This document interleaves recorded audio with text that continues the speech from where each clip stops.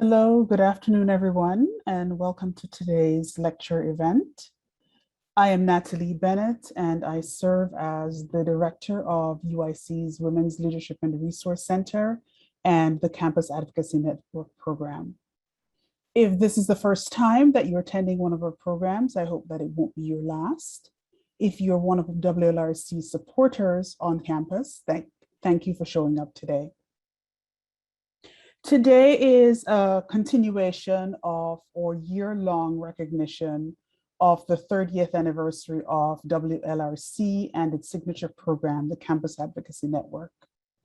Guided by the theme, Centering Care and Community, 30 Years of Resistance at the WLRC, we've explored what it means to be part of a network of women's and gender equity centers in the state of Illinois, how students have participated in sustaining the center and its programs, and the ways that CAN-specific partnerships with staff and campus units have helped to move the campus closer to being survivor-centered.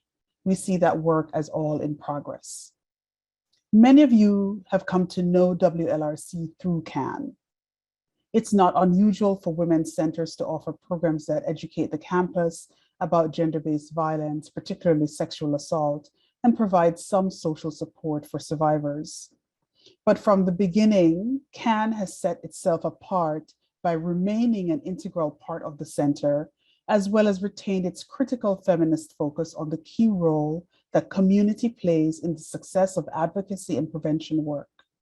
So today's keynote lecture is an extension of CAN's work of building knowledge and offering tools that can be used by our partners in the wider community to expand support for survivors of gender-based violence at UIC. The concepts that anchor today's lecture event, institutional betrayal, are quite familiar to those who are members of marginalized groups, not necessarily in name, but certainly in feeling and experience. And so as we listen and engage, I hope that we're thinking about what we can continue to build together to make this racially and economically diverse campus a survivor-centered one that has a broad and shared awareness that gender-based violence is woven into the everyday lives of faculty, staff, and students, and that this shared consciousness shows up in how we relate to each other, in our programs or pedagogical work, in how our units operate, in how we talk about the university, in how we act as resources for each other, and how we push back when there's a violation of the core commitment to removing, reducing, and repairing harm. This work is far beyond compliance with federal laws. Instead, we strive to cultivate shared notions of community, care, and belonging that can be embedded into the way the institution relates to all of us. So I thank Dr. Freud for this opportunity for entire community to be in dialogue with her and her work through this lecture, and the seminar designated for graduate students, which will be held on Thursday at this same time. So if there are graduate and professional students in the audience, this is a special opportunity for you. Don't miss it. Programs like this emerge from weeks and months of planning and conversation. So let me thank those who made the lecture possible.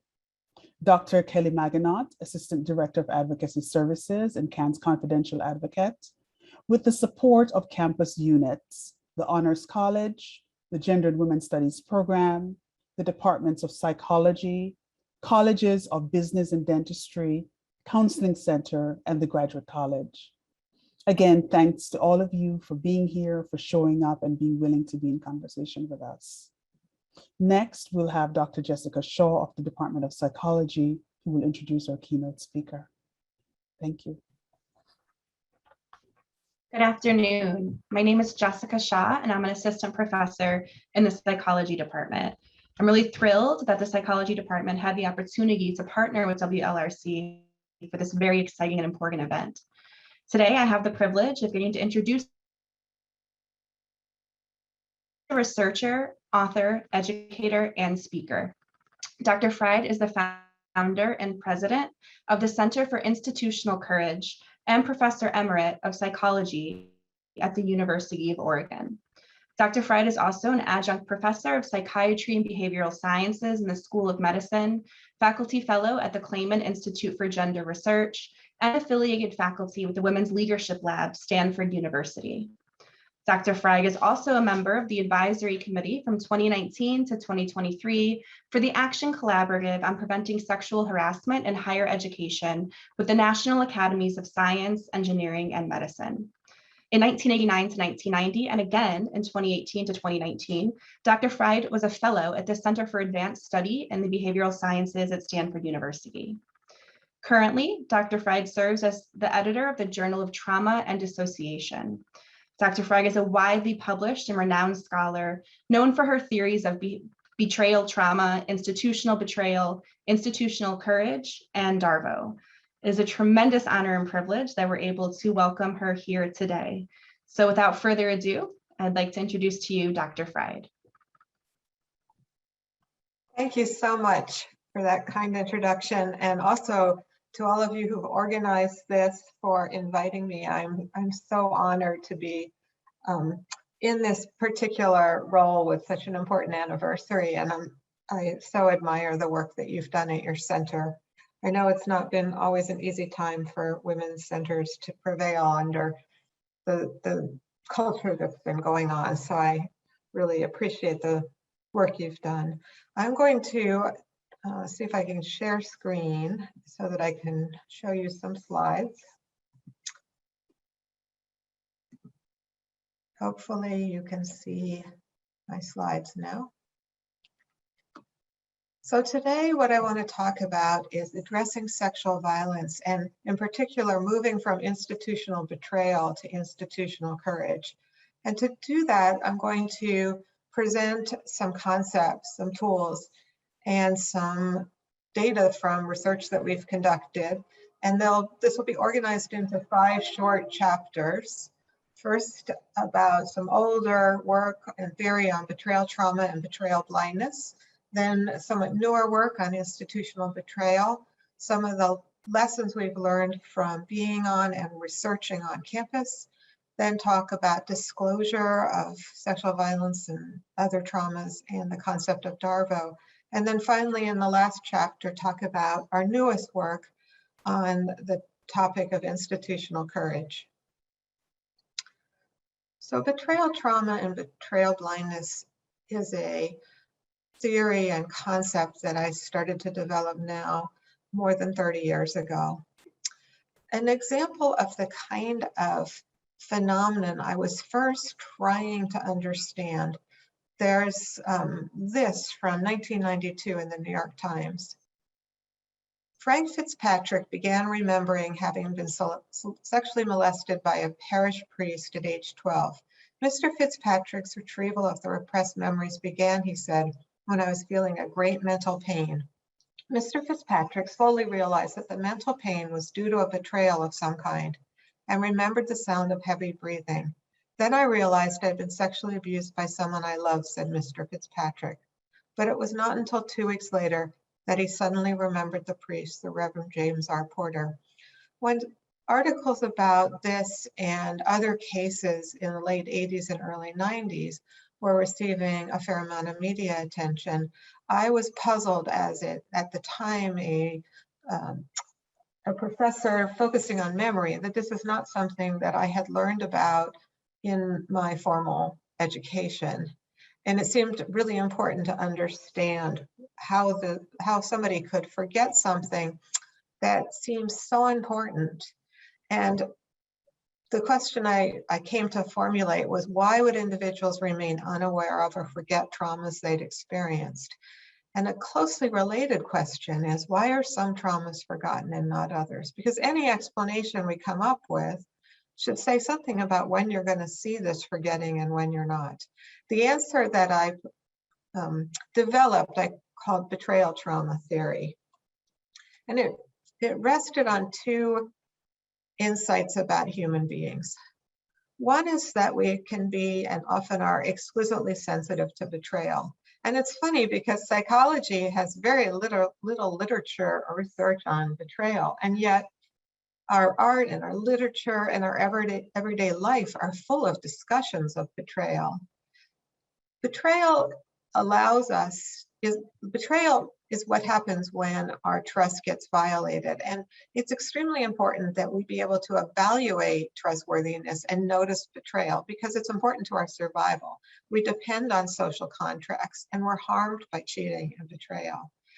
So when empowered, we have this sensitivity to cheating and betrayal. And the response that we usually show when we're empowered is confrontation or withdrawal. So if your friend doesn't keep the secrets you asked your friend to keep, or your mate is unfaithful, or a store gives you a bad product, you may choose to confront and demand that the matter be righted, or you may decide to withdraw from that relationship so that you protect yourself from further harm. These are adaptive responses when one is empowered. At the same time, we tend to be quite dependent on others. And at times in our life, that dependence is absolute. So an infant is absolutely dependent on caregivers. This profound dependence is so basic and so part of our being that we have a biologically inherited system called the attachment system that in essence protects the dependent person. It's a lot of work for somebody to care for somebody else. So a parent devotes enormous resources into caregiving, and it really helps that the attachment system operates and is able to engage in a reciprocal relationship in which the caregiver gets rewarded by the behavior of the receiver of that caregiver. So this infant is making eye fixation and probably cooing and rewarding the caregiver in just the way we've evolved to be rewarded. This means that the infant has a job, and that job is to engage in behaviors that are approach behaviors and positive engagement. If the infant doesn't do that, the infant's in trouble. It's very hard for a caregiver to give the necessary caregiving without that kind of reward. Americans like to think we grow out of this dependence, but in fact, we're never independent. It just varies over time how dependent we are. We're always dependent on the infrastructure around us. You notice that whenever there's a power blackout or other problems, but we're also dependent on people in power and systems around us.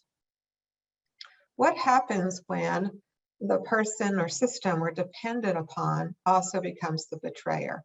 Here's where we have a very profound conflict, because the behaviors for betrayal that are great when you're empowered are to withdraw and confront, but those behaviors are the opposite of what the attachment system is demanding, which is positive engagement and approach. So a way out of this bind is to suppress awareness of betrayal. It basically, the attachment is just too important. It's too important we continue to have our caregiving needs met.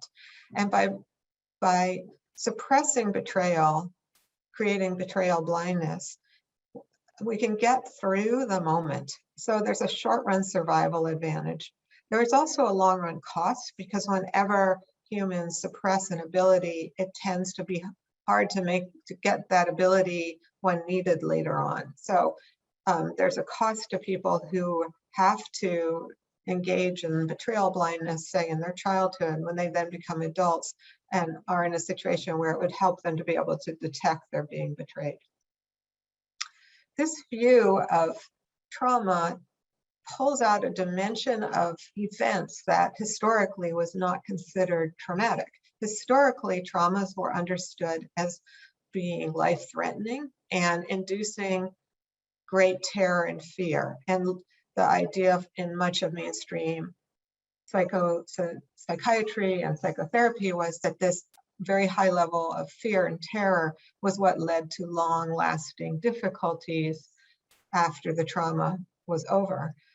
In contrast, betrayal trauma theory says there's an equally, if not more, important dimension, and that's the dimension of social betrayal. And the social betrayal dimension, I initially theorized, would be the source of forgetting and unawareness. So the more social betrayal, the more there'd be a need to block awareness of betrayal. You can think about events as being high or low in each of these dimensions. And probably the traumas that lead to the most long-lasting difficulties are high in both terror and social betrayal, such as sadistic abuse by a caregiver or the Holocaust. But you can have long-lasting difficulties even if you have one of these dimensions high and the other low. We went on, this was work conceptualized in the early 90s. My colleagues and students and I went on to essentially test betrayal trauma theory through many studies. And what we basically did in these studies was we looked at different kinds of trauma that were high and low in each of these two dimensions. And we measured separately the influence of social betrayal. And we found it was associated with increases in symptoms of forgetting, unawareness, not telling, which was what we predicted, but also a whole lot of other symptoms: depression, anxiety, shame, PTSD, dissociation, physical illness, hallucinations, self-harm, problematic substance use, and re-victimization. We also detected very pronounced gender differences, such that women and girls were at higher risk than men and boys of betrayal trauma exposure. I should add that men and boys get traumatized at about the same rate as women and girls, but with a difference in the type of trauma. So men and boys are more likely to be basically in the bottom part of that graph you see there. So they're more likely to be subjected to natural disasters, accidents, and when there's interpersonal violence from people that they're not very close to or dependent upon. About 10 years ago, our lab focus changed from betrayal trauma to institutional betrayal. And institutional betrayal is a concept that grew out of betrayal trauma and was implicit in it. For instance, the Holocaust actually is a kind of institutional betrayal, but we didn't have the term until around 2008 or so. In 2010, a student joined my lab, Carly Smith, and really was eager for us to start researching this concept. So we asked questions about institutional betrayal, such as, can institutions betray? If so, is it harmful? And also, is there institutional betrayal blindness? Do people respond to institutional betrayal with a similar kind of suppression of awareness? We defined institutional betrayal as institutions harming those dependent on the institution. And importantly, this includes the failure to prevent or respond supportively to wrongdoings within the institution when there's a reasonable expectation of protection. Most of our most important institutions do give an expectation of protection. So the police, the hospital, the government, the judicial system, even our schools, give the expectation of protection and thus can betray us when they don't fulfill that duty. Carly Smith and I, our first empirical focus was on educational institutions, and we ran a study in which we recruited women college students and we measured their exposure to sexual assault, their current trauma symptoms, and if there was sexual assault, the extent to which they experienced institutional betrayal.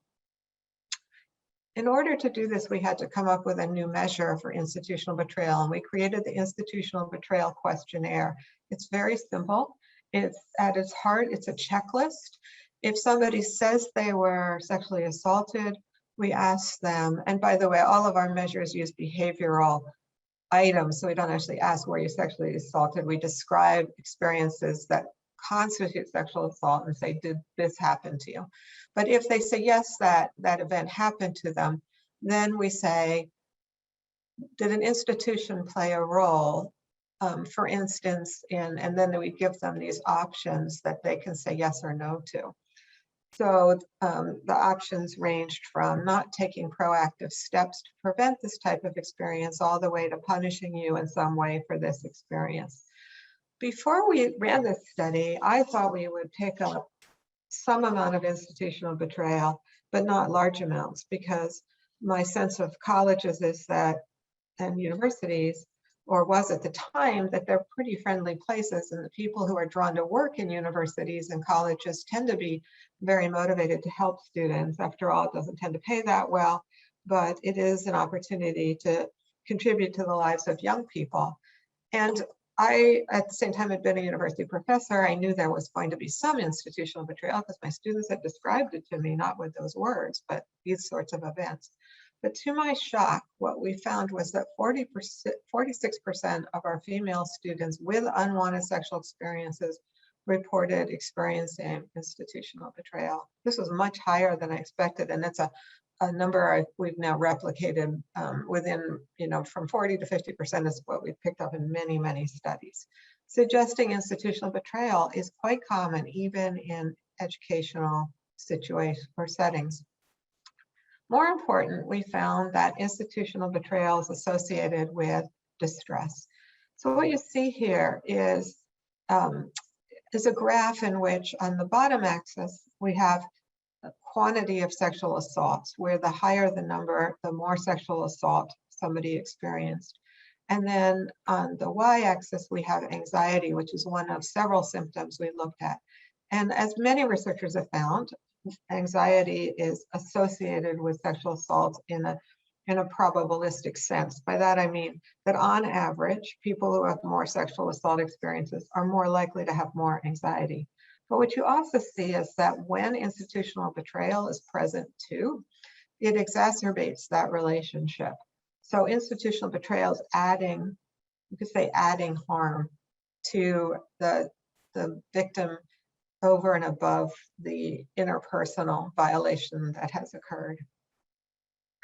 We see a similar pattern of results when we look at physical problems that are often associated with trauma exposure, pelvic pain, breathing problems, dizziness, and sleep difficulties. Again, when we compare people who've been sexually assaulted with or without institutional betrayal, we see more of these physical health problems when institutional betrayal has been present.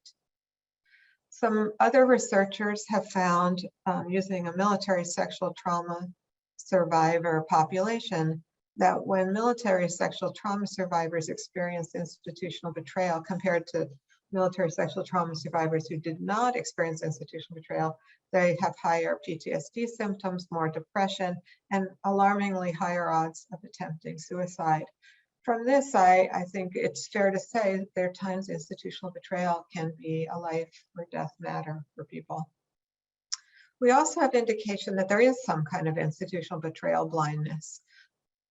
Institutional betrayal exposure and then staying in the institution is associated with dissociative symptoms such as unawareness and forgetting, even when controlling for betrayal trauma exposure. There are many more findings, and if you're curious, you can look on my website. If you Google my name and institutional betrayal, you're very likely to find this particular page. We know from a lot of research now that institutional betrayal is not just about sexual violence. It's where we started, but it's not where we're ending. We've been finding it in healthcare, in the judicial system, governments, and that it's associated with system-wide problems of inequality and oppression, including racism and homophobia. There's much more research that needs to be done, but our preliminary work indicates that this is a widespread problem. It's not just that the people who are dependent on institutions get harmed, but the institutions themselves appear to get harmed. So we know this from measuring the extent to which individuals in the system disengage. There's more illness, absenteeism, turnover, loss of potential talent, but worse, a kind of internal rot and corruption and eventual collapse in institutions that have high levels of institutional betrayal. Whether there's a reputational cost depends a lot on the surrounding culture. Right now, we're seeing institutions get pay in reputational costs for institutional betrayal. It's important to understand that institutional betrayal harms individuals in at least two distinct ways. One is pragmatic. So when a government doesn't tell people there's lead in the drinking water and then people drink that water, they get harmed physically from the presence of lead in the water. But the other important thing is it's psychological. People's feelings get hurt, and in a deep way, much as when you're betrayed by somebody, some other person. And that's because we attach to institutions just like we attach to other people. this picture of a boa constrictor is to remind me to share a kind of analogy. So I happen to really love boa constrictors. I think they're quite beautiful, and I've had several as pets. And one of the reasons I love boa constrictors is that they hug. A boa constrictor will coil around a person, and it feels to me, as the person being hugged by the boa constrictor, as a kind of affection or love. This is a bit absurd. The boa constrictor probably has no feelings of love whatsoever. But at another level, it's very, very much the way I am wired up. If some creature is hugging me, they probably love me. And the institutions in some way are like snakes. And that's true in a number of different ways. And one way is that institutions cannot love us back, but we can love institutions. I can love a snake, even if the snake can't love me. And I can love my school or my government or my church, even if that institution cannot love me back. The fact that we can love an institution is not a bad thing about us. I would say it's a very human thing, but it does make us vulnerable to the psychological pain of betrayal. I mentioned that I would tell you about some of the things we've learned from our research on campus and some of our lessons, and that's what I will do next. I'm going to start with 2014. In 2014, the University of Oregon, where I was working at the time, had a crisis. It was in May of 2014 that some rape allegations became public, but the rape that was alleged to have occurred in early March. And it was a gang rape, and it involved all students, a student victim and alleged student perpetrators. The student perpetrators were members of the men's basketball team, and the University of Oregon is a sports school and is serious about basketball. That team went to the NCAA championships in the time between the allegation and the information becoming public. And the way it became public was some sports reporters had actually dug up a police report that had been filed back in March involving the allegation. When students heard about this, there were many that felt that the university had prioritized reputation and athletics over basic student safety, and there were protests on campus. I had already been working for some time before that, trying to get the university to do better with sexual assault policies. And I knew that, and I had not made much progress, but I knew that there was enough unrest on campus that there was a very good chance that there would be some action. And so I kicked into gear in my lab to put together a survey so that we would have data regarding what was really going on campus. And I had two primary collaborators for our first version. We had to do it really quickly, wanted to get done over the summer. It was an interesting experience for me because at first the university seemed to want to support it and fund it, and then they pulled out, and it got a little strange. But we went ahead and did it anyway. We found alternative funding, and we basically did a big campus sexual violence survey at the university. The findings really seemed to actually have quite a profound impact on the campus, and the administration kind of came around. They funded a second survey in the spring of 2015. We got two more members of our team who are shown here. And we learned some things, particularly from the second survey, which included graduate students as well as undergraduates.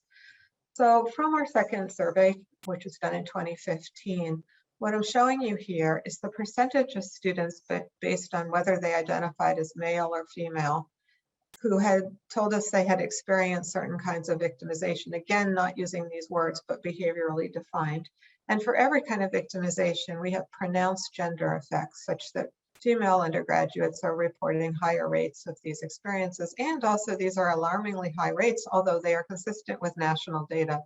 You can see that although women compared to men have more victimization. We still have high rates of victimization for some of these categories among the men as well.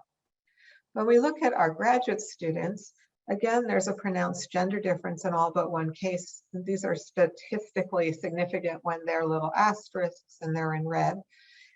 And at the same time, you may notice something of a different pattern when you compare the different kinds of victimization. And I'm going to make that a little easier in this next graph. Here, what I'm showing you is only for female students, the rates of victimization for different kinds of events for undergraduates and graduate students. And now when there are asterisks and there's red or blue, it's about statistical significance. So when it's red, it means that the undergraduates are reporting more of this kind of victimization. So contact sexual assault is an example. But there's one category for which the graduate students are reporting more, and that is sexual or gender-based harassment events committed by faculty or staff. I think the lesson here in part is that these sorts of victimization involve both opportunity and power. So the undergraduates are much more likely to be living with each other, partying with each other than graduate students.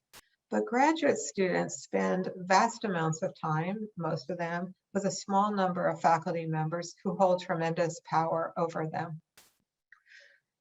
We found when we looked just at graduate students that there were really some concerning kinds of distress associated with this experience. So even controlling statistically for other forms of victimization, we found that our graduate students that have been sexually harassed by faculty or staff felt less safe, had more trauma symptoms, went on to experience additional kinds of institutional betrayal.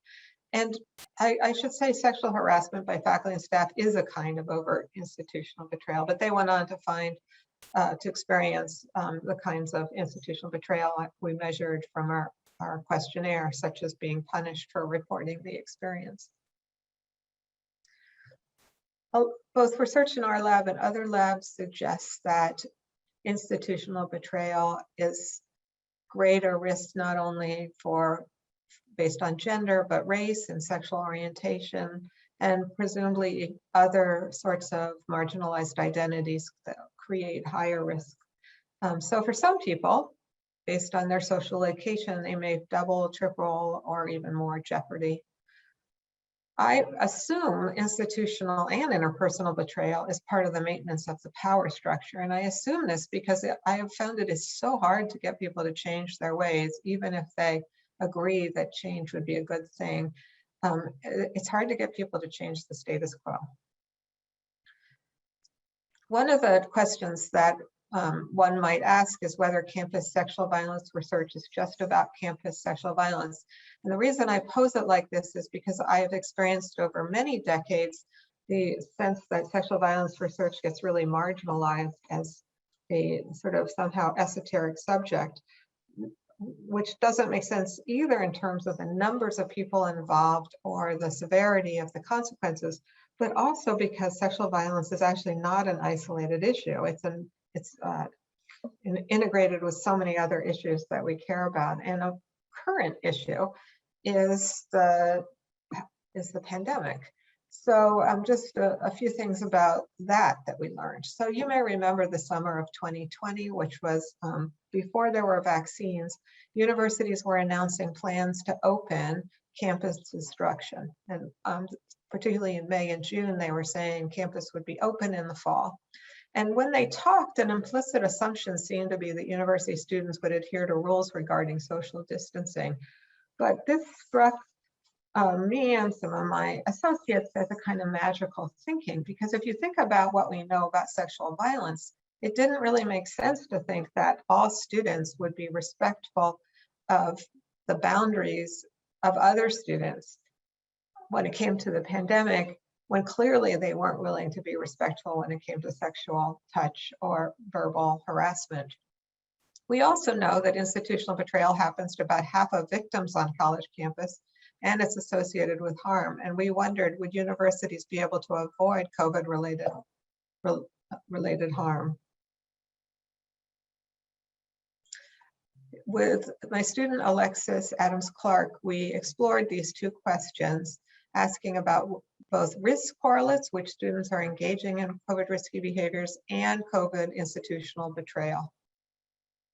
What we found on the issue of institutional betrayal was more than 50% of undergraduates reported experiencing at least one type of COVID-19 related institutional betrayal at a large public university last academic year. And I should add that these students were primarily freshmen who were required to live on campus. We made a version of that institutional betrayal questionnaire for COVID in particular.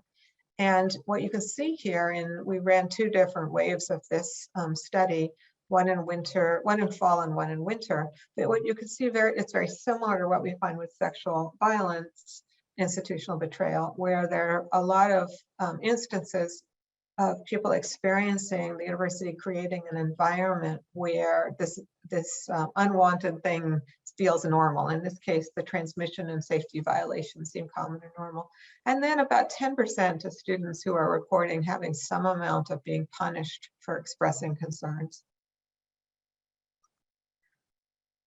We also found that COVID-related institutional betrayal was associated with trauma symptoms, just like we see with sexual assault.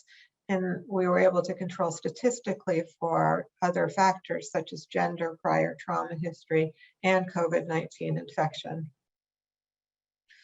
When regarding the question of COVID behavior and correlates, we really were interested in knowing whether COVID behaviors and attitudes would be related to sexism and sexual harassment perpetration. And we measured a lot of things I won't go into right now, but COVID-related behaviors and attitudes, sexism and gender-related behaviors and attitudes, and personality and individual differences of various kinds. And what we found was that COVID attitudes and behaviors are not strongly associated with a number of things you might think they would be.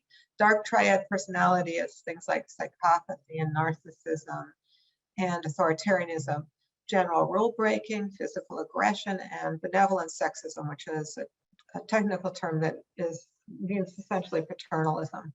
However, COVID attitudes and behaviors were associated with sexual harassment perpetration, rape myth acceptance, masculine norm adherence, and hostile sexism, which is basically like misogyny.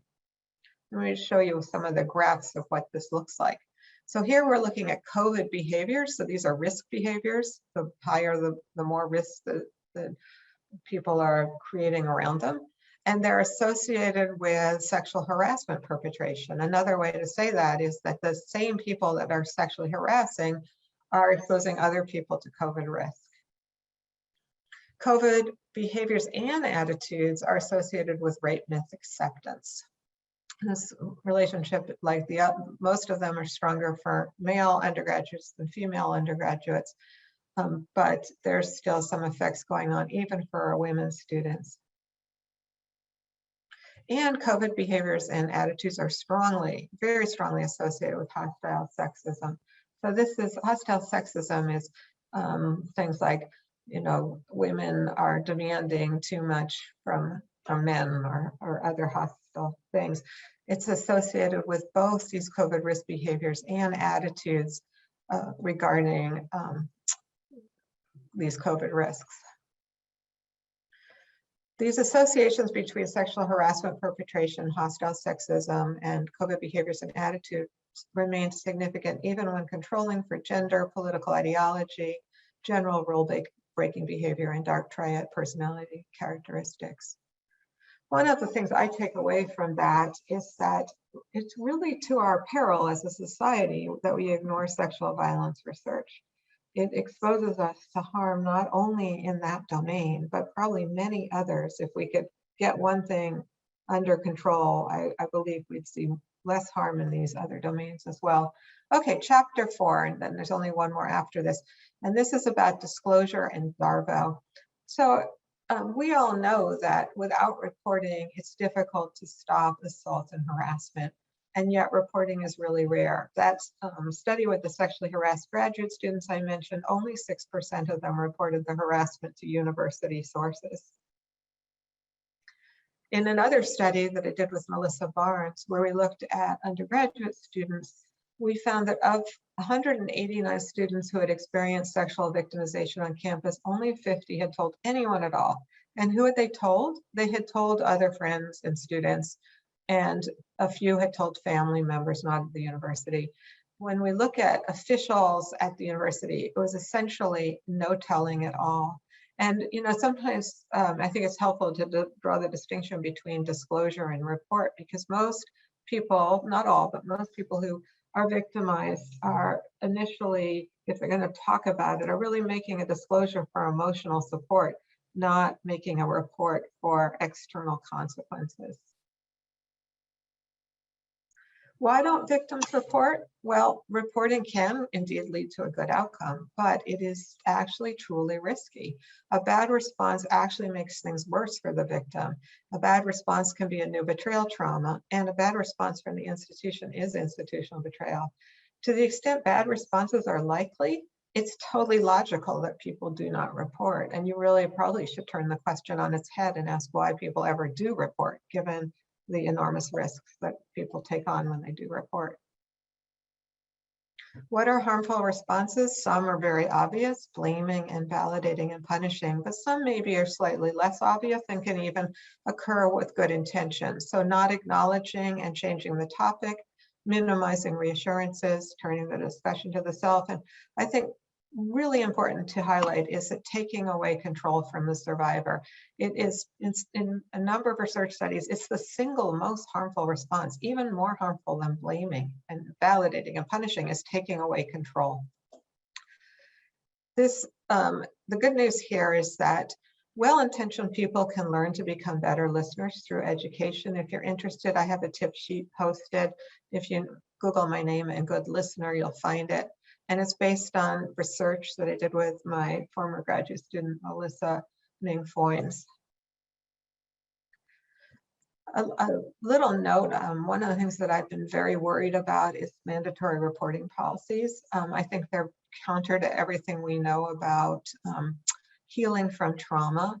And in particular, what I mentioned, that taking away control from people is such a likely source of harm.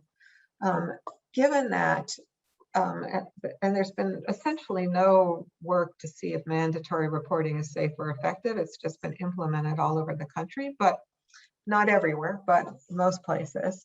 The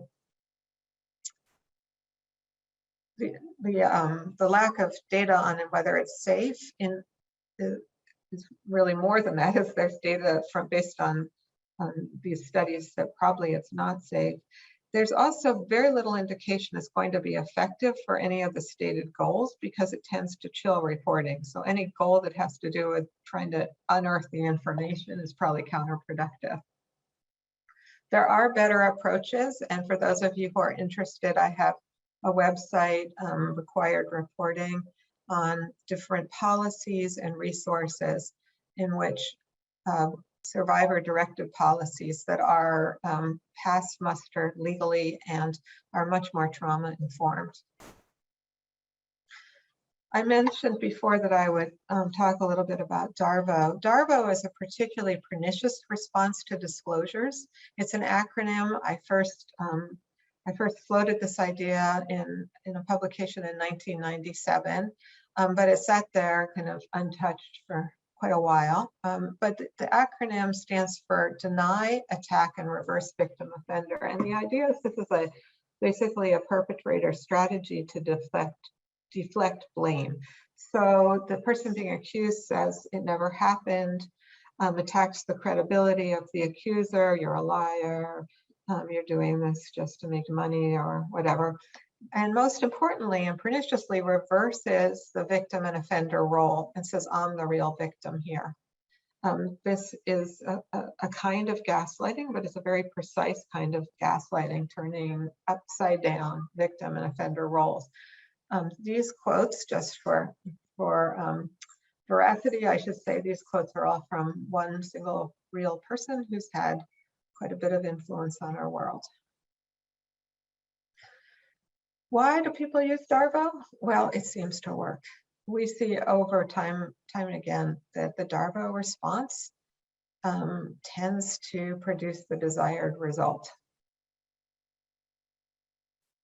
it's modeled by those in power. Both Trump and Clinton have used, Bill Clinton and Trump have used DARVO quite effectively in the face of accusations. DARVO became part of the sort of popular scene relatively recently. And probably the person who was most responsible for bringing the concept into the public discourse was Ashley Judd, shortly after the Me Too movement took off. And she talked about Harvey Weinstein's response to the accusations in terms of DARVO. And she and other people created graphics and started to spread the word. At the same time, or really starting some years before that, but the publications are always delayed, my then student Sarah Harsey and I published our first study on research on DARVO, and Sarah had joined my lab and she said, you know, this concept's good, we should actually be studying it. And so she led some investigations in which we created a measure of DARVO, and we found that DARVO does hang together. That is, when you have the deny and attack, you're more likely to have the reverse victim and offender. They stick together. We also discovered it's gendered in that women are more likely to be DARVO'd. And I think it's important to know that the DARVO by the perpetrator is associated with victim self-blame, which is another way of saying it works. So when somebody gets DARVO, they're more likely to blame themselves. And other research shows that when people blame themselves, they're less likely to speak about what happened to them. So it's a good tactic for getting people to stay silent. In a more recent study published last year, we used a vignette study in which third parties were exposed to accounts of interpersonal violence that it did or didn't have a DARVO component. And when a DARVO component was there, the people who were exposed to these accounts were more likely to doubt the victim's credibility. So again, DARVO works. The good news was that we experimented with educating people about DARVO prior to being exposed to these vignettes. And we found that when people were educated about the concept, they weren't as influenced by it. So lots more research about all this is needed, but for the time being, I think it's a fair guess that by educating people about DARVO, we may make it a less effective strategy for deflecting blame. Institutional DARVO occurs when the DARVO is committed by an institution or with institutional complicity, such as when police arrest rape victims or charge them with lying. And it's clearly a form of institutional betrayal. One of the weirder moments in my life as a professor was waking up one morning in late 2019 to a bunch of emails saying DARVO was on South Park last night. And I was like, what? And sure enough, there was a 90-second clip, perfectly sort of an explainer for DARVO. They got it right. They did not cite me, but it's very funny. So I challenge you to watch it and not laugh. So just Google South Park DARVO.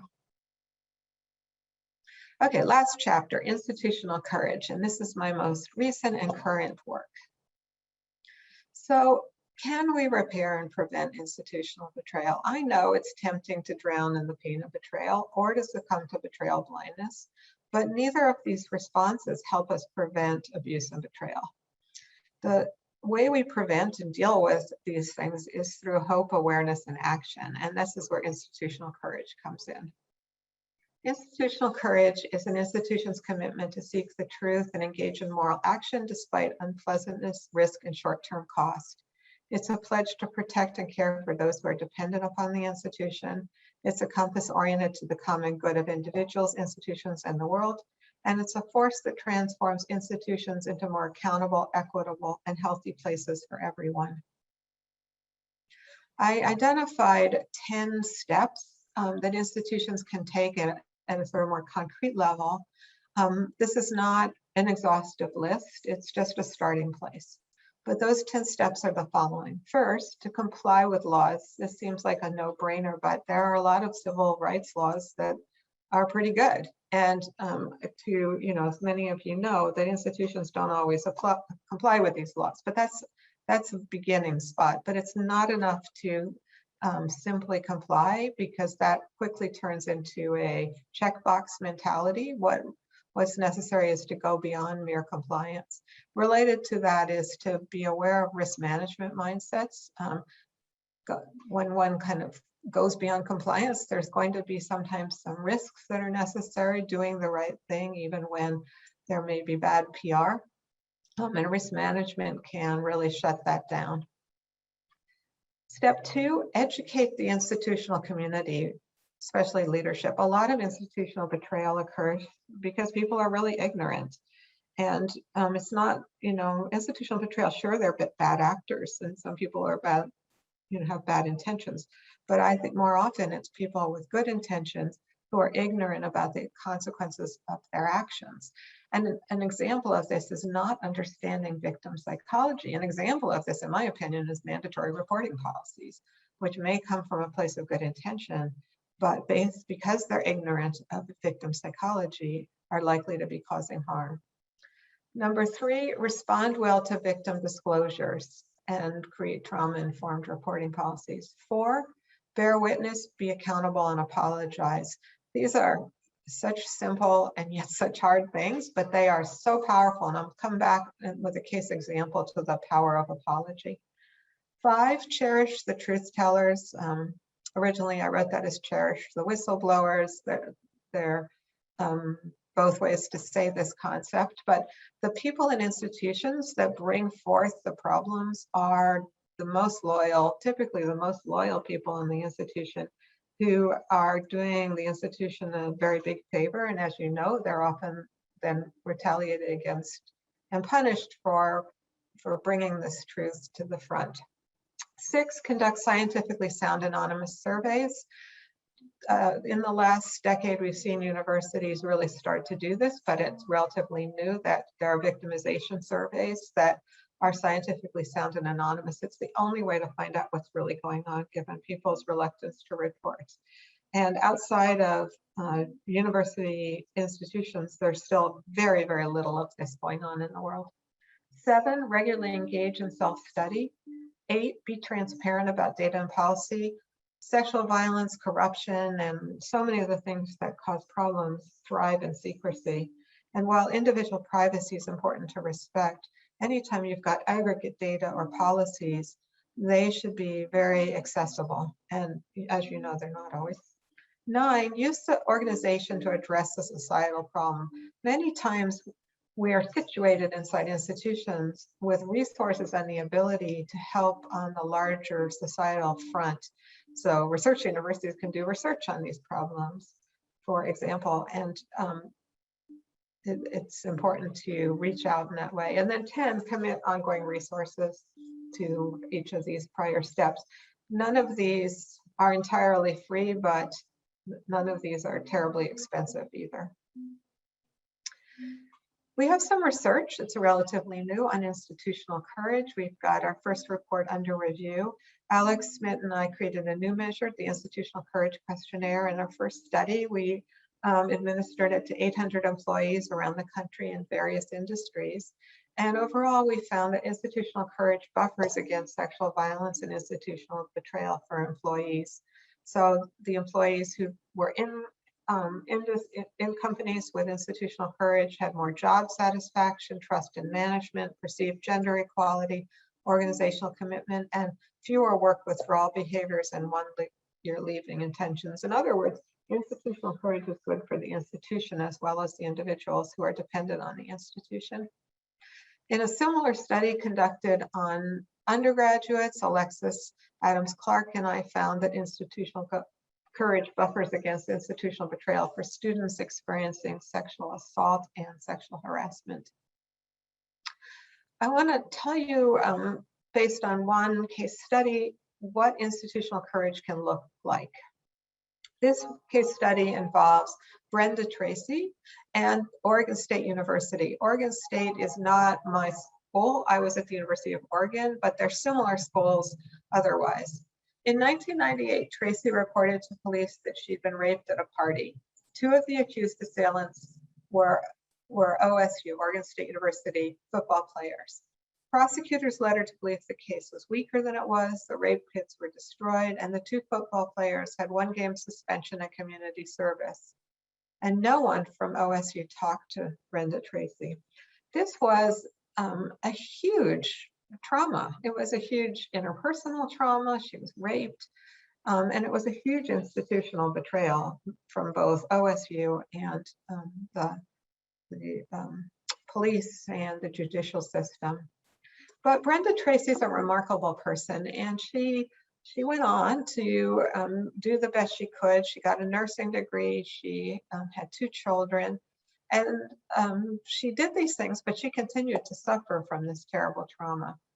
Flash forward to 2014, 16 years later. Now suddenly people are talking about sexual assault in a way they absolutely weren't in 1998, and certainly not campus sexual assault. So in 2013, especially 2014, there were magazines all across the country covering this topic. Brenda Tracy became curious in this context about what had happened to her, and in particular what OSU had done, and she called the university to find out. At first they were evasive, but then Brenda Tracy met and talked to a columnist at the Oregonian named John Canzano, and he ended up writing a column about the case.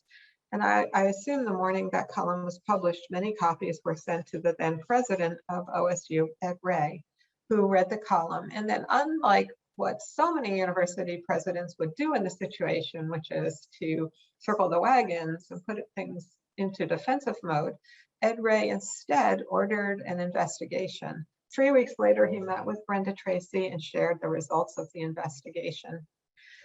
He went on to write an apology letter. Dear Brenda, Oregon state officials are very grateful that you took time to meet with us. We're so sorry for what you experienced in 1998 and have lived with since. What we've learned recently of your suffering is heartbreaking, and your bravery inspires us. We're grateful to you for raising the public dialogue about the consequences of sexual violence in our society and for raising a discussion of how society can better assist survivors of such violence. While we cannot undo this nightmare, we apologize to you for any failure on Oregon State University's part to better assist you in 1998. That second sentence is the apology sentence, and I'm sure lawyers were all over it. I assume Ed Ray had to plow through lawyers telling him not to do this at all, but he did it because he thought it was right. And the sentence managed, I think, to thread the needle in that it's very carefully worded, but it comes across as sufficiently authentic because Ed Ray really was sincere. And it was read that way by Brenda Tracy. So it was a very effective and powerful apology. Ed Ray went on. As promised a few weeks ago, we conducted an exhaustive review of the facts of how OSU handled this matter 16 years ago. This review was completed this past Friday, and we want to share the results of that review with you. So after he apologized to Brenda Tracy, Ed Ray went on and he hired her to be a consultant to address improving institutional response. And she worked for him for 2 years, and that led to many important innovations and changes at OSU. So what does institutional courage look like? Well, you know, there's different versions in different situations, but this one has quite a few important elements. So first of all, there was investigation and transparency. Second of all, there was an acknowledgement of what happened and an apology. Third, there was a clear cherishing the whistleblower. Ed Ray hired this person and they were partners for the next few years. This led to increased resources and awareness on campus, and then they went on to reach beyond the campus. They went to state legislators and lobbied for new legislation, some of which occurred. So it was a quite profound transformation. And Ed Ray, I believe, based on everything I know and my conversations with him, did this because he thought it was the right thing to do and did not anticipate one way or another what impact it would have on the reputation of the school. He did it because it was right. As it turns out, I think it really helped the reputation of the school, but I don't think he knew that would be the case. So from this, I would say, and other case examples, that while they're too few and too far between, they are there. And it says that institutional courage is possible. It's certainly needed. It's positive. But because it's relatively rare, it raises the question of what to do about that. How can we make it more common. And it's for this reason, answering this question, that I decided to form a nonprofit. It's called the Center for Institutional Courage. And I hope you go to our website. It's a research and education organization with a goal of helping create a world in which institutions are a lot more courageous. And I thank you so much for your attention to all this information, and I very eagerly look forward to your questions, which I believe will be moderated by one of the hosts. Yes, thank you so much, Dr. Fried. We have gotten a lot of really interesting questions. I'm just gonna kick it off with the first one we got. Institutional betrayal comes into play when one experiences betrayal from an institution that's supposed to offer protection. I'm wondering who determines if the institution is supposed to offer protection and thus has the potential to cause the institutional betrayal. For example, many folks do not see the criminal legal system as an entity that offers protection, but rather an institution that causes harm. So if an individual is indeed harmed by the criminal legal system, but does not think of the criminal legal system as an entity that can protect them, would it still be conceptualized as institutional betrayal, as broader society might think that the criminal legal system is a protecting institution? Or does the individual themselves first have to perceive the institution as a protector for the potential of institutional betrayal later on? That is a great and deep question. And part of my answer is going to be, this is one of the reasons I formed a research nonprofit, because we don't know the answer to that entirely, and it really deserves research. A similar question actually comes up about the interpersonal betrayal case too. If I'm not expecting somebody to be trustworthy, am I as likely to be harmed by their betraying me? And how do we define betrayal? Is it my perception that I'm being betrayed, or is it something out there in the world? The answer to that is I think betrayal is a complex concept, and that it's not just one thing. There's not just one perspective here. As far as I can tell, there is a particular harm that comes from having your expectation violated. So you can probably reduce some of the harm of betrayal, say in the judicial system, by educating people and saying, this system is not here to protect the victim. This system is not here to, this is really, really pronounced for children that get caught up in the judicial system. And this system has a history of harming people in various ways. So there is that. But at the same time, even if you don't consciously expect to be treated well by an institution, if structurally they have the power over you and they have power over your meeting your basic needs, I would argue that they still can betray you because it's inherent in the situation. So if the government, which has done a bunch of rotten things recently, does yet another rotten thing, and that rotten thing involves a betrayal, I would say it's still a betrayal, even if at some level you were expecting them to betray you. So we need the research to really pull apart how people get harmed, both by sort of conscious kinds of betrayal awareness versus these more structural kinds of betrayal awareness. And I think what we would find out is that there are multiple levels at which betrayal causes harm. It's part of why it's so very toxic. But I can't answer the question definitively other than to say it's a really profound question. Thank you, Dr. Fried. And speaking to that question of the complexity of betrayal, there's another question. Is there more information on influence of intersecting identities on the level of betrayal, i.e. race, disability, LGBTQ+, et.cetera? Yeah, so yes and no. What we do know from quite a number of studies that where we look at gender plus one of these other sorts of demographic variables associated with oppression, that we get some interesting kinds of intersectional effects. So for instance, when we look at sexual orientation and gender together, we find it's kind of really interesting and at first surprising, but then maybe not so surprising when you think about it effects. So individuals who identify as male and not straight are more likely to be victims of sexual assault than individuals who identify as male and straight.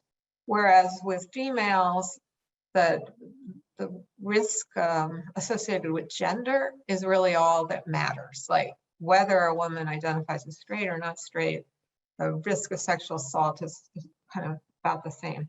When we look at institutional betrayal, it's a totally different picture. Here, gender really is intersecting with sexual orientation, such that females who identify as not straight are at much higher risk for institutional betrayal than females who identify as straight, whereas it doesn't seem to make such a big difference for males. Now, all of these results need to be replicated in other populations and with other contexts, but it suggests to me that there's going to be a lot of nuance in this. And then if you add in a third dimension, so you add in race or disability or religion or whatever, you might start to get pretty complicated relationships there. But really that work hasn't yet been done. And part of the problem is to do that work well, you really need you need to have sufficient resources for large samples so that you're got enough people who are in each what we call the cells. And that just hasn't happened yet. Has there been any research on the way that DARVO is racialized that you could point us to? No, not that I know about. We've just started to look at, the gender effects. I want to go back to the last question because I was going to say something and then it slipped my mind. There is some really important work, I think, being done by Jennifer Gomez, who you can Google her theory. If you have Jennifer Gomez and then you have cultural betrayal trauma theory, you'll get to her website, and she's developed a theory to answer the particular question of what happens when you're in an oppressed group and the betrayal you experience is from another member of that oppressed group. And she's made quite a case for and then collected supporting evidence for the idea that there is a layer of betrayal that occurs from this intergroup violation that is needs to be understood in the context of the larger societal oppression. So if you've got a group that is being oppressed by society, that group can offer some protection within members by bonding together in some way. But that sets then the individual members up for this vulnerability to betrayal within the group. And I think this is a really important key insight into some of the costs that people bear by being within groups that are overall oppressed in society. So yeah, I really recommend that work. And then the DARVO research, the only 2 published studies so far just about are the 2 I mentioned. We've got other studies in the pipeline, but we haven't begun to explore all the ways it should be explored. And I don't know if anyone has done work on the racialized nature, the use of DARVO. Thank you. And there's a couple of questions on kind of the way that we practice institutional courage. So I'll ask both of them because they're a little bit related. So institutional courage demands a response of the people with the most power, and rightly so. But what about people with less power, such as mid-level staff, faculty who aren't administrators, junior faculty? What recommendations would you have for their engagement with institutional courage? And then similarly, thank you for this talk, Dr. Fried. Your work is so significant. I appreciate the 10 steps to promote institutional courage. In terms of point 5, cherish the truth tellers, are there specific things an organization can do to prevent retaliation and punishment of the truth teller? Those are both fabulous questions. So on the first question, which is the example I gave of Ed Ray, definitely was basically how one person with sufficient power in an organization can kind of make institutional courage happen. And that's really because once you get to that level of power in an organization, it's like the person becomes, in some sense, the institution. And often the leader's not going to do that. But people within the organization without as much power might be motivated to do something. And I do have some case examples of where this has happened. What I see is that it's very hard for one person to do much if they don't have a certain amount of structural power. Not impossible, but one person can get things going. But usually what it takes to make change is solidarity. It's getting a group of people.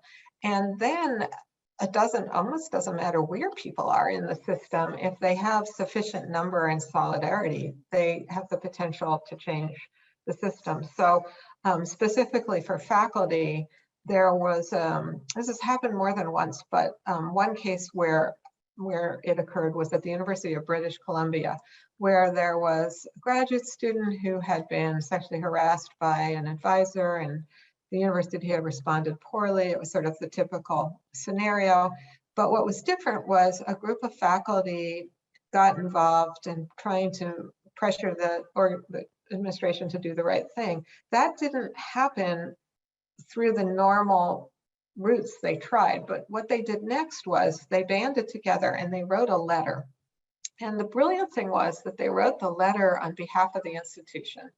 So they wrote a letter, and I think they ended up getting about 100 professors to sign this letter, in which they apologized for the treatment of the student on behalf of the institution. And it was just a brilliant move, because at that point, what could the administration do? Say, no, we don't apologize? No, they were kind of stuck. And it was very, it was very meaningful and moving for the students. So it was definitely institutional courage through the solidarity. A similar example has occurred with employees, mid-level or even sort of bottom level employees banding together and taking some action on behalf of the organization, and making some change that way. I mean, in some sense, this is the history of social activism, but it can be really very focused on these steps as well. And then that relates to the second part of that, which is, what can institutions do to cherish the whistleblower? This seems to me one of those things where it's so simple, actually, and really isn't expensive.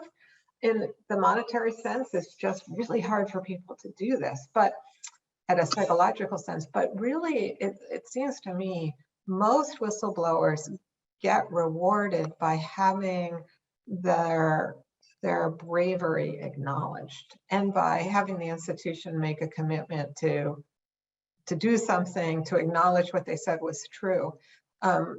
So there's been so much focus on the problem of retaliation, that if whistleblowers come forward, they're going to be retaliated against, and all these laws and procedures to try to stop retaliation, which is great.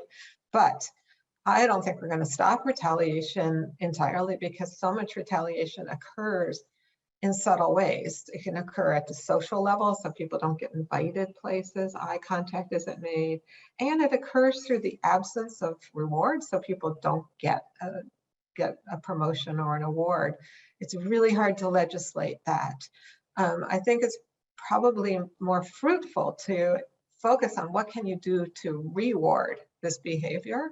And my sense is it's things like what Ed Ray did for, there was some money involved that he hired her, but I think, it was more that he really publicly made it clear he respected what she did, and he thanked her for it.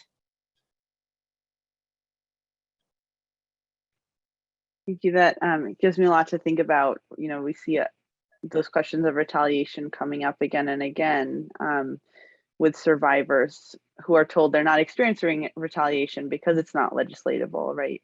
Mm-hmm. There have been a couple other questions related to mandated reporting or mandatory reporting. So I'm going to include those two together. So you've mentioned mandatory reporting several times today. When you reference mandatory reporting, is this in the context of campus sexual assault involving mandated reports, sometimes called compelled disclosure to Title IX or to other university offices for survivors who are most often over the age of 18? Or is your reference to mandated reporting also inclusive of mandatory reporting state laws that mandate certain folks to report suspected child abuse or neglect to child protection agencies, often limited to folks under the age of 18? Do you draw a distinction between those two? And then also related to mandatory reporting, another question was, is there anything other than mandated reporting or mandatory reporting that you would see as falling under that taking away control category in our response? These are such great questions. On the age matter, so first of all, just to clarify, and I'm sorry I didn't make this clear, I was speaking about mandatory reporting policies applied to adults. I wasn't speaking to such policies applied to children. And you know, at one level, I'd say I make a huge distinction, because at some point, children have to be understood as not having the ability to consent to things. And so we have all sorts of distinctions between minors and adults in so many ways. So we give adults the right to consent to have sex in a way that we don't give children the right, and so on. Now, I want to sort of put, you know, and say, yes, that's true, they're really different, but our very sharp line at the age 18 or whatever age, and this varies in jurisdiction and so on, might be too simplistic a way to make this division, because there really is a difference between a 15-year-old and a 5-year-old. And it's possible we're just not being subtle enough here. But I'm, you know, more, when I was talking today, I was really talking about the particular problem of people 18 or older who are not having control over what happens to their information. And it's really striking, because when you look at college policies, there's really no other kinds of mandatory reporting. If somebody comes to you and says, you know, my dorm room was broken into and my laptops were taken and there was whatever happened, there's not a rule that as a staff member or faculty member, you have to report that. It's only for this one kind of behavior. And it's an unusual thing to do to an adult, actually. The second part of the question, and there might have been more to that, so remind me if I missed something, but the second part of the question was about other ways you can take people's control away. And absolutely, there are all sorts of ways you can take somebody's control away. They very often, though, do have to do with kind of taking their story out of their hands. So when somebody's been sexually assaulted or harassed, one of the main ways that they have been injured is by a taking away of their autonomy. It's a boundary violation. And when that's occurred, one of the things they potentially have left is their story, their narrative, their account.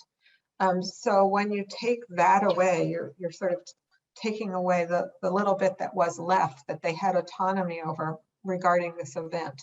I think of this as a bit like, by metaphor, like the second concussion, that when you hit your head, it's bad, but when you get a second blow to the same place, it can be lethal because you're already wounded there.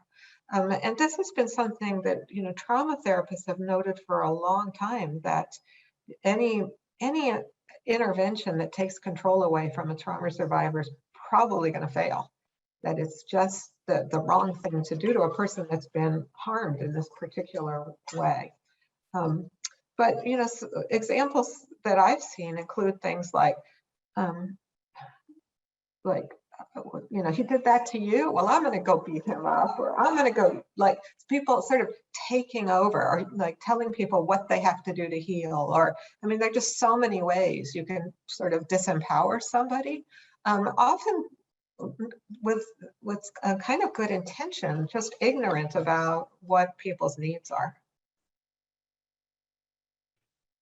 You love that metaphor of the concussion. It's a really good way to make that really visual when we're sharing. And thank you for those thoughts on and clarifications on mandated reporting. We had another question that comes up a lot in work around kind of accountability. I would imagine that many institutions accused of betrayal or failure to support survivors use the defense of fairness, i.e. protecting the rights of the accused. How can institutions refrain from further traumatizing survivors while also not automatically presuming guilt of the accused? Yeah, I mean, that's a big question. I mean, a big topic, and I don't know that I can really do it justice in a couple of minutes. You know, we have a whole judicial system and philosophical framework that may be poorly suited for this sort of injury. And that is, you know, that the American criminal justice system and the power of the state to incarcerate and the need to give people some sort of protection from an all-powerful state. And we see how that gets abused horribly, despite the need to, you know, how like a powerful state can abuse the rights of an individual. And so worrying about due process and protecting people is really important. As we also know, many instances of sexual violations occur in ways that don't involve those powers of the state and may well be more about a community trying to protect members of a community. My sense is that our tendency to want to punish and to punish gets in the way of healing very often, and that a mindset that is more about how can we meet the needs of people who've been harmed will get us further. We know from decades of research in psychology that it's hard to change behavior through punishment. It's much more effective to change behavior through reward. And we also know that perpetrators of sexual violence and harassment and discrimination and so many things have often learned these behaviors by how they've been treated and what's modeled around them. And that a focus on the individual bad apple tends not to repair the problem because it's systemic. So this isn't really answering the question because people do, it's really important that there be fairness and justice and due process. Those are such important things that we don't even do very well on. But sometimes I think they are not the most relevant questions given the nature of this particular set of injuries where healing and prevention and giving people a voice might be much better concepts to be focusing on.